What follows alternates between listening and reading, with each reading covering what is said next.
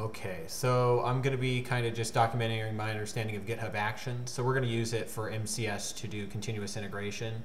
So every time we push the code, we want to test it, and we're going to test it on what's called a runner. So the runner is just some server. For us, it's going to be in the high performance compute cluster, the HPC cluster. And the runner is just a specific server in there that we want to grab our code from GitHub and test it locally. And you're going to want to click the Settings tab to add a runner. We're going to go to Actions, and then you notice it says there are no runners configured for this repository. I want to add one, and you'll see I'll need to go and log into that server in the HPC, run these instructions to download, and then I'll run the downloaded scripts to configure it for actions.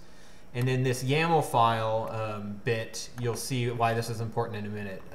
This is how you specify where this repository will actually run, like just the runner specifically.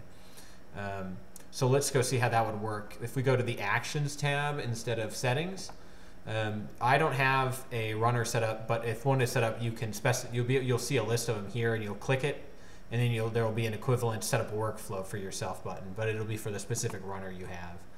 And you can see here, this is the YAML file that last bit was talking about a couple pages ago.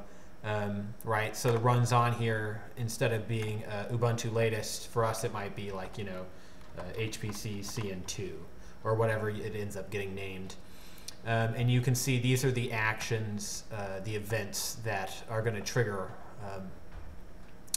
our continuous integration to be pulled on CN2 or HPC CN2.5.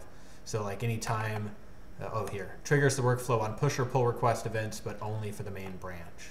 So you can specify it different here if you need it, and looks like there's also maybe some bash commands down here as well. Okay, that's all I know.